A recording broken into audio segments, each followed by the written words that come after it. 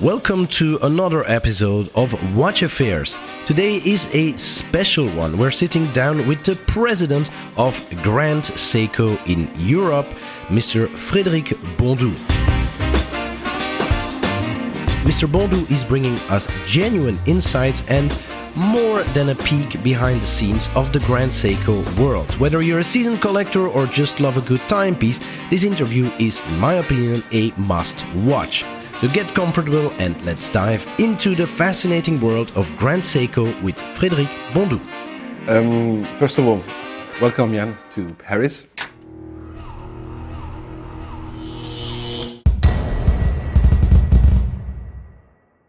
First question I wanted to ask, so you spent a lifetime, let's say, in the Swiss watch industry, and then you switched to Grand Seiko. Simple question is, why? Why not? I mean, it's important in life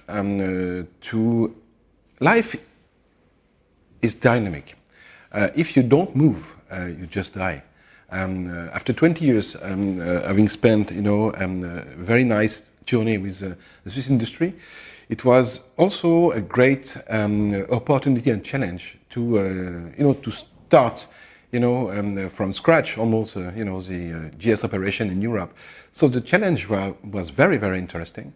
And when actually Akio Naito, our president of Seiko Watch Corporation, took contact with me, I was not, knowing if I was willing to join or not. But when first we spoke, it was very, very seductive and interesting, in terms of the strategy as such. And it was clearly a great momentum for me to move on. The first 90 days, how was that for you? Was it hit the ground running, or was the approach sit in meetings for 90 days? How was it? No, it was very funny because the first duty of a CEO is to structure and to restructure maybe the operation. But as such, we were starting from scratch. There was no operation. It was very nice. The two basic aim was, first of all, to build the brand in terms of distribution network, qualitative, and to start, to speak about the brand, to build the brand image and to clearly improve the brand awareness. I remember once, it was just after the boutique opening. It was in July 2020. The Japanese were not able to travel because everything was closed. So we had team meetings, and one of the Japanese of the board told me, "Fred, we need more reporting." And I told him, my second name is not reporting. If you want guy who do Excel files, it's not me. Right now, I need to be on the field to convey the message, to open point of sales, to sell pieces, to show the collection, and to welcome, retailers in Vendôme to highlight actually what we are doing, our savoir-faire, our know-how, to welcome end customers also in Vendôme, and to spread the message and to convey actually all the beautiful storytelling about the brand. But it's not the right timing to do, reporting. So they had no choice as to trust me because, so it was for me quite nice. And when they have been able to travel again, let's say 1 year afterwards, and we had already quite, done a lot of changes and improvements. So it was, again, in terms of this Japanese management structure, it was also a very interesting momentum for me to go ahead and to show them that we are on the right track. Yeah. No reporting. Honestly, it probably sounds like a dream to many of the people who will be watching this. Now that we are a bit stronger, I do a lot of reporting. But at that time, it was not the momentum. Yes. Yeah. America, Europe, Japan. Mm-hmm. Here, Grand Seiko Europe. How are the differences between these three? Grand Seiko was born in 1960. It remained almost domestic for more than 50 years. The Japanese management decided actually to open Grand Seiko for the overseas market only for 13 years ago, so it's very young. The brand perception outside Japan was almost unknown. I mean, it was clearly Seiko, but Grand Seiko as such was not, known as such. Very interesting to see that when Japan decided to separate the two operations from Seiko from Grand Seiko to Seiko, from Seiko to Grand Seiko. The first market that we opened was the US, and we created, this affiliate Grand Seiko Corporation of America, and then the brand name Seiko is very strong in the US. So we used to have a very strong basis of amateurs who knows exactly what Grand Seiko was standing for. And then we had a chance to have a very strong backup from, some locals, influencers and locals, social media structures, as well as some very strong distributors, and it went from scratch very well. In Europe, it's also a question of perception. The brand was not known, not properly distributed, so it was my duty to, first of all, find the right distribution network according to our guidelines and to the brand's DNA, but also to create a certain awareness and certain image of GS in Europe. When I was 20 years old, I was not considering Grand Seiko because it was not existing at that time. So I was considering different beautiful brands, watches, or but it was not one of my dreams to get a Grand Seiko when I was 20 years old. I'm almost 25. I'm too old. And then, again, it's a question of knowledge to go to Grand Seiko. But for the new generation, the young guys of 15 years old, 20 years old, know exactly what Grand Seiko is standing for. And I can tell you that when we opened this boutique, it was in June 2020, I didn't know exactly what would have been our clientele or scope of customers.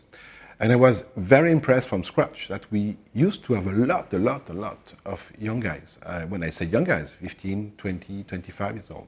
And now we are achieving in Bondoux almost 40% of our sales towards gentlemen less than 35, 40 years old. And it's almost the same overall in Europe. So the brand perception as such is something which is very important for us, which will convey the right message. Heritage. How do you see that at Grand Seiko? How do you deal with that? Because you are very proud, rightly so, of your heritage as well. GS was basically created under the assumption of achieving the best timekeeper ever.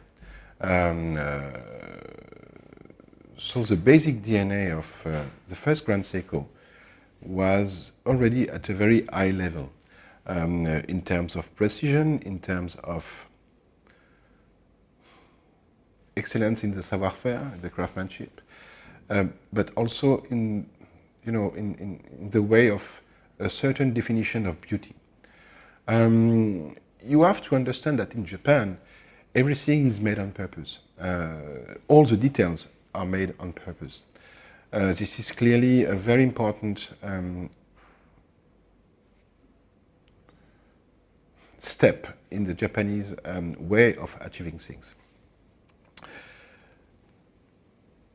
Now, the first Grand Seiko timepieces were clearly meant to be worn by the local elites or the local aristocracy. So a certain quality of education, be able to understand all what Grand Seiko is all about. Today still remain. Grand Seiko is a very, very educated brand in terms of the way we are achieving our timekeepers, the way we are highlighting all the beauty of the Japanese nature, the way we also convey this Japanese very unique culture. So it's a mixed. In that sense, yes, there is a strong legacy and strong message on the storytelling of the brand. I very often say that we speak the same language as the Swiss. We don't have the same grammar. Thinking of Grand Seiko, immediately you think of the craftsmanship, the finishing, the zatsu polishing, the dials. These are the things that come to mind. These are all time-consuming elements that it's not necessarily fit for extreme mass production.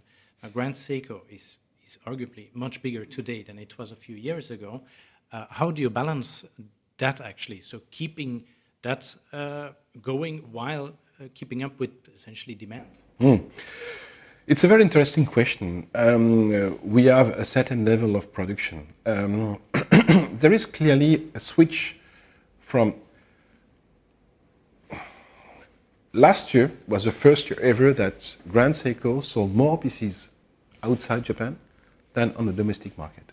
Okay. So what actually my colleagues worldwide are actually achieving in terms of distribution building, distribution streamlining, the Japanese are doing the same in Japan at the domestic market. So they are actually reducing the number of point of sales, improving the quality of the point of sales to get actually a certain consistency worldwide in Japan or outside Japan, to feel actually a certain intelligent balance. On that front, the production remains the same.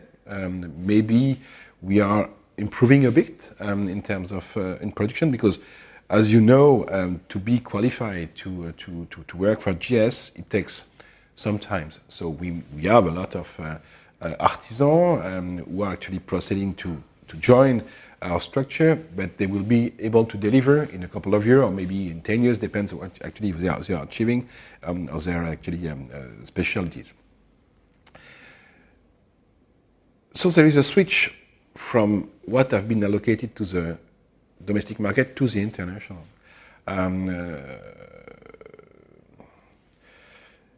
There is something which is consistent and standing. This is the resource. If you want to create a product, a luxury product, there is something which is always important. This is the resource.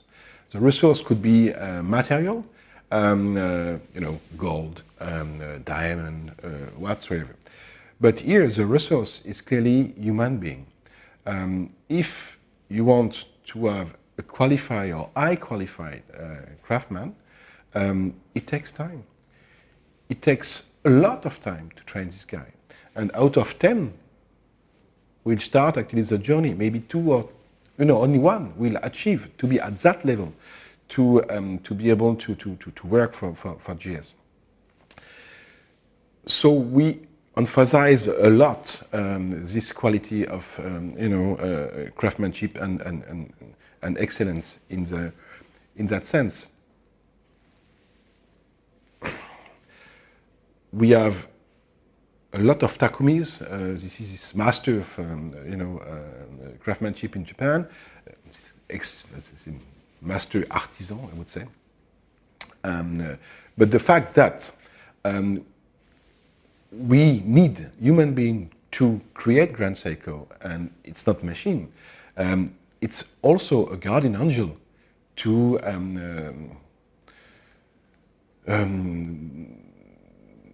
save this quality. So the fact that we may have a lot of demand, but the supply is sometimes and more often on shortage. It's actually a right guardian to actually convey again in the future the quality of Grand Seiko. And then linked a little bit to this, a sensitive question needs to happen as well. This is not only visible, let's say, at Grand Seiko. This is a watch industry trend, I would call it. But the past couple of years, increase in demand, absolutely hand in hand with increase in retail prices. So for Grand Seiko, and specifically for Europe as well, where you have your roots a little bit in the, the watch enthusiast market, I would say those were your first supporters, I would think. How do you balance that then with not alienating, let's say, a core group of the Grand Seiko audience, specifically for Europe, I would say? Interesting question. To my knowledge, we increased last year on the 1st of February 2023 the prices for the first time in Europe since 7 years or 8 years.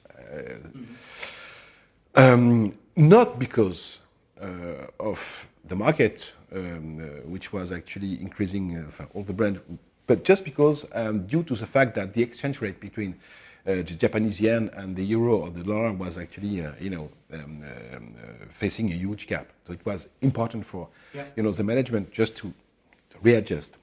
And by the way, the prices didn't change in Japan at the time. So we are quite consistent on that front.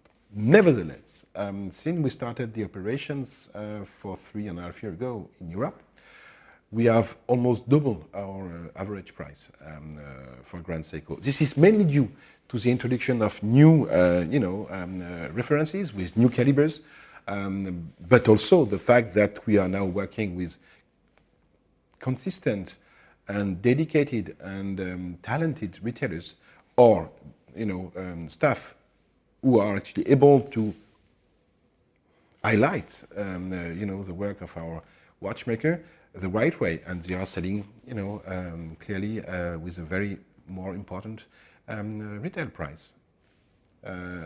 So the quality is something which seems to be, for us, one of the key elements. Yes, yeah. I'm happy you touched on the retailers as well there. Outside of the Grand Seiko world, let's say, we are seeing bigger brands retreating a little bit or quite a lot from their old network of dealers in favor of their boutiques. We are sitting in the boutique in Paris. But how do you see that at Grand Seiko?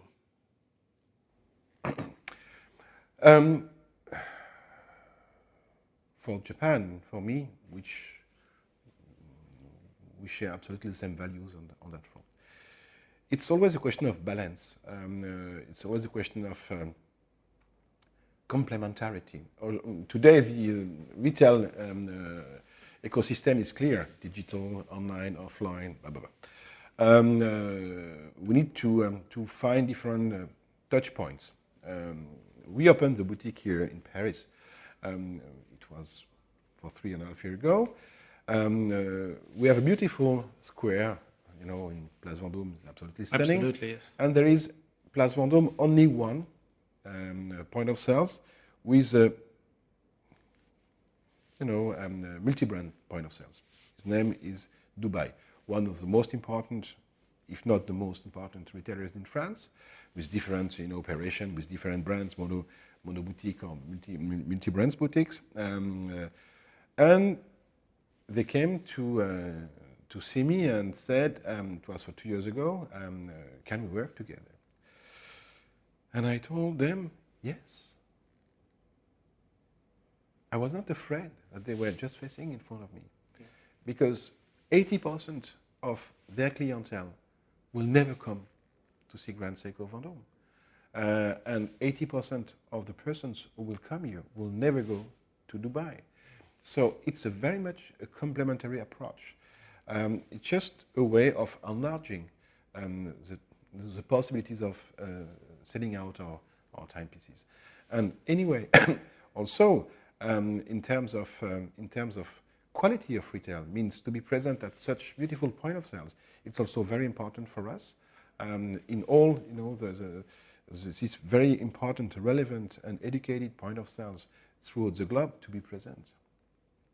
Yeah. That's why we are seeking for the most important retailers in their fields. Everywhere you go, at least in Europe, in the US, and starting now also in Asia and in Japan, in all the the big cities, centers where you have the most relevant retailers, Grand Seiko is present. And is there then a plan, let's say, to see boutiques pop up like mushrooms all over Europe, or what's the view there? There is some places which are actually quite interesting in terms of targets. For sure, Milan is a place to be. German market is also very, very strong. Munich could be an option. I don't need 400 square meters, in terms of monobrand boutique Grand Seiko. I need the right kind of surface, but also the very more the situation is something which is also very, very important. So we have anyway identify some streets, but I'm not in a hurry again. I need to get the good opportunity to make a good business out of it. The famous elevator pitch. You meet somebody, you need to explain briefly what does Grand Seiko, mean in your own words. When I got actually contacted by Akio Naito, I was not very much aware of the collection, the brand, so I went on the net. I talked to some friends. Feedback were very positive, and then I told Akio, okay, I need to go and see the product by myself. I need to go to Japan and see the manufacturers, because if I want to be sure of the product, I just need to feel and to see. So I flew to Japan. I met with local management, with Mr. Atelier, our main shareholder, and I went to Morioka, where we are achieving our automatic and manual winding calibers and movement. I spent 2-3 hours with 2 hours with the watchmaker, doing a caliber and discovery. It was nice, and then the guy went back to his workshop, and he started to do the anglage of the index by hand, and I was stunned. So I went to the guy and said, "You are doing all the anglage by hand? So it's just the protocol, and just for me to do to show off." And he was not properly understand what I was saying. Another guy came and said, "Any questions?" "Yes. What this gentleman is achieving, this is actually the protocol?" He said, "Yes." "Why?" And I said, "Okay, because it's just actually a wonder." I was for 3 weeks ago in Japan, touring with some retailers from France, Belgium, and Italy, to the 2 manufacturing sites, so Morioka and Shiojiri, where we have our manufacturer for all the spring drives and quartz movement, as well as Micro Artist Studio.